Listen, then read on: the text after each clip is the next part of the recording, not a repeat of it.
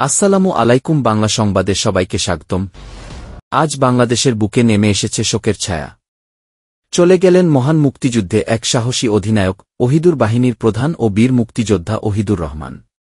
১৯৭১ সালের সেই রক্তজরা দিনগুলোতে যখন পুরো দেশ অন্ধকারে ডুবেছিল, তখন বীরত্ব নিয়ে যিনি দাঁড়িয়েছিলেন অস্ত্র হাতে, জীবন হাতে, তিনি ওহিদুর রহমান। তিনি শুধু একজন মুক্তিযোদ্ধা নন, ছিলেন একদল মুক্তিপাগল তরুণের অনুপ্রেরণা, একজন নেতৃত্বদাতা, একজন সাহসী বাঙালি। তার নামে গঠিত ওহিদুর বাহিনী সরাসরি সম্মুখ সমরে অংশ নিয়েছিল, অপারেশন চালিয়েছিল শত্রুর ঘাঁটিতে।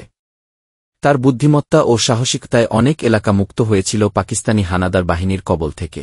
আজ তার চলে যাওয়া মুক্তিযুদ্ধের সেই গৌরবোজ্জ্বল অধ্যায়ের এক প্রান্তচিহ্ন। একজন সিংহপুরুষ চলে গেলেন, রেখে গেলেন বীরত্বের অনন্য ইতিহাস। তার মৃত্যুতে দেশ এক মহান সন্তানকে হারাল, জাতি হারাল এক সাহসী নেতা ও প্রেরণার উৎসকে। তবে তার জীবন এবং কাজ ভবিষ্যৎ প্রজন্মের মাঝে বেঁচে থাকবে ইতিহাস হয়ে। জাতি তার প্রতি গভীর শ্রদ্ধা ও ভালোবাসা জানায়।